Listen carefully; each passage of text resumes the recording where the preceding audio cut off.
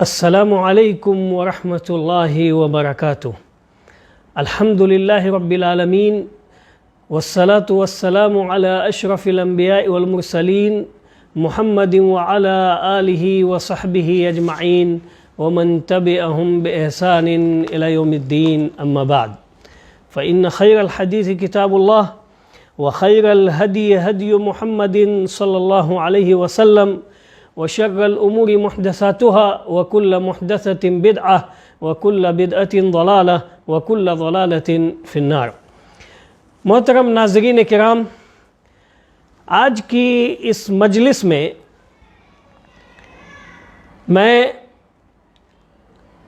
روزے دار کی چند فضیلت کا تذکرہ کروں گا جس کا ذکر صحیح احادیث کے اندر وارد ہوا ہے۔ رمضان کے ایپیسوڈ 2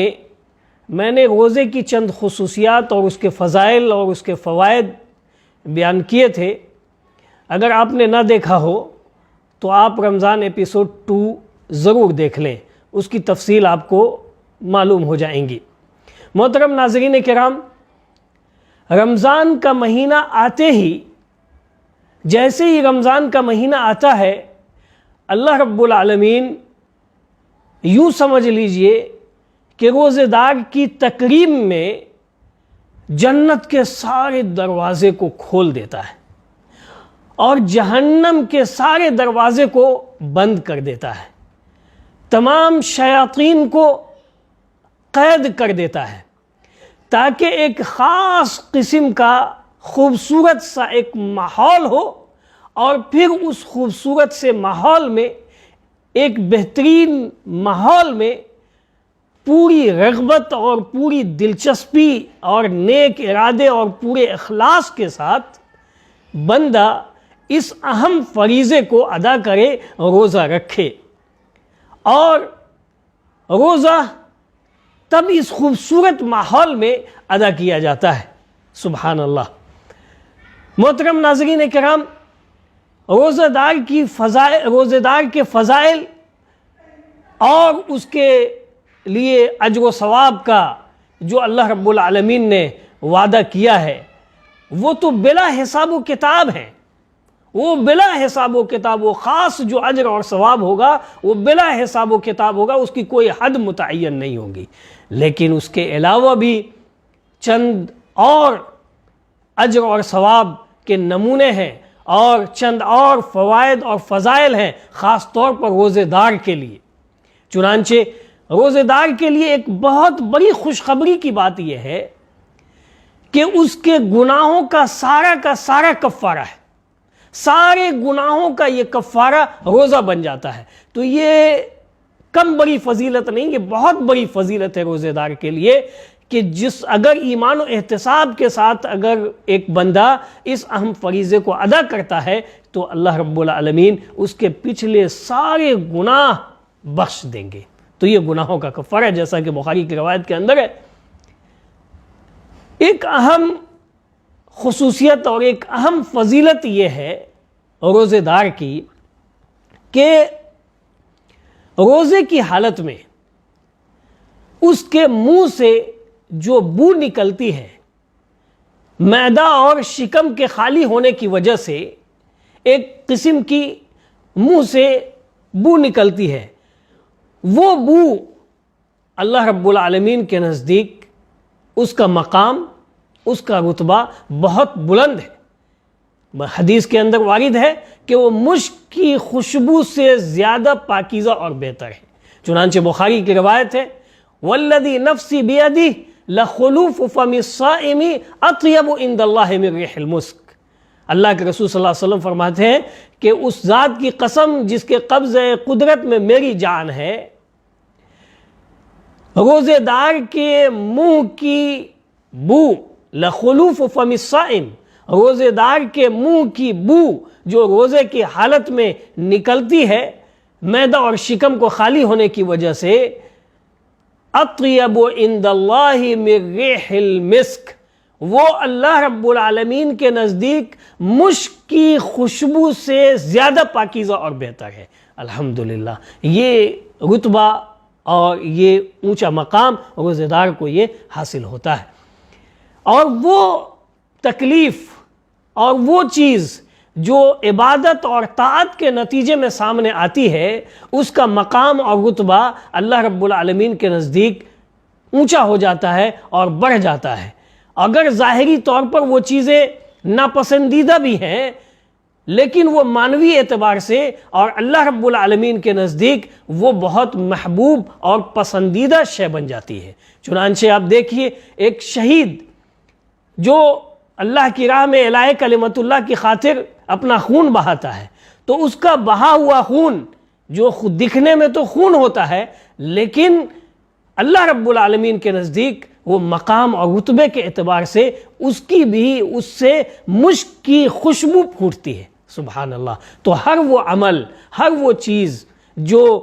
عبادت اور طاعت کے نتیجے میں اگرچہ وہ ظاہری طور پر ناپسندیدگی والی شے ہو اور ناپسندیدہ سمجھ میں آتا ہو، لیکن وہ اللہ رب العالمین کے نزدیک اس کا مقام اور رتبہ،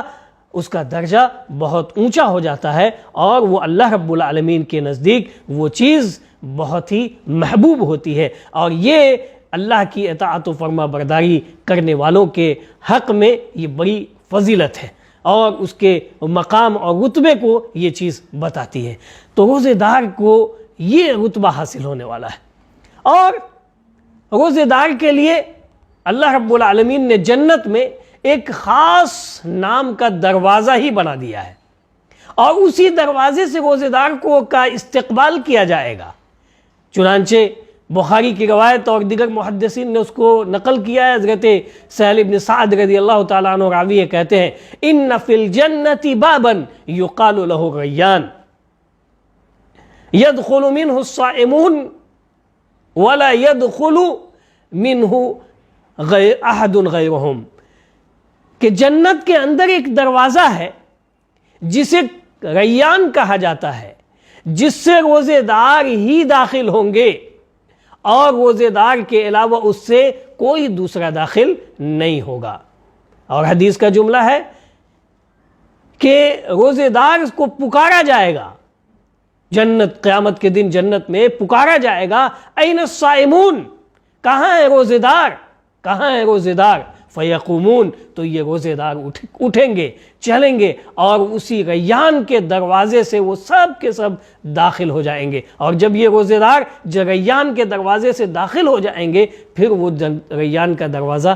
بند کر دیا جائے گا، اور اس سے کوئی دوسرا داخل نہیں ہوگا۔ تو یہ رتبہ بلند یہ روزہ داروں کے لیے ہے، یہ صائمین کے لیے ہے۔ اور ریان اس لیے اس کو کہا گیا کہ وہ ری سے ہے، اور ری کے معنی آتے ہیں کہ جب انسان بھوک پیاس کی شدت میں ہو اور اسے پانی مل جائے، اور پانی پی لینے کے بعد جو اسے آسودگی محسوس ہوتی ہے اور آسودگی حاصل ہوتی ہے، اسی کو ری کہتے ہیں، اور اسی سے یہ باب الریان، ریان کا دروازہ ہے۔ تو جب روزے دار اس ریان کے دروازے سے داخل ہوگا تو بہترین آسودگی اسے حاصل ہوگی، یہاں تک کہ وہ کسی طرح کے پیاس کی شدت اور بھوک کو ذرہ برابر بھی محسوس ہی نہیں کرے گا۔ تو الجزاء من جنس العمل، تو اللہ تعالیٰ جو عمل کا بدلہ دیتا ہے وہ عمل کے حساب سے ہی دیتا ہے۔ بدلہ، عمل کا جو بدلہ ہوتا ہے وہ عمل کے اعتبار سے ہوتا ہے، چونکہ روزے کے اندر ایک روزے دار بھوک پیاس کی شدت کو برداشت کرتا ہے، اور زیادہ تر وہ پیاس کی شدت کو برداشت کرتا ہے، تو اللہ رب العالمین اس کے بدلے میں یہ استقبال اور اس طرح کی تکریم سے اللہ رب العالمین اسے نوازے گا۔ تو یہ ایک خصوصیت روزہ دار کی یہ ہے کہ روزہ دار کی دعا رد نہیں ہوتی، وہ روزے کی حالت میں جس وقت چاہے دعا کرے اللہ رب العالمین سے، اور خوب دعا کرتا رہے۔ چنانچہ بہقی سنن الکبریٰ کی روایت ہے کہ اللہ کے رسول صلی اللہ علیہ وسلم نے فرمایا کہ 3 شخص ہے جس کی دعا بالکل رد نہیں کی جاتی، ایک باپ کی دعا، والد کی دعا بیٹے کے حق میں، اور ایک مسافر کی دعا جو بھی وہ دعا کرتا ہے اس کی رد نہیں ہوتی، اور ایک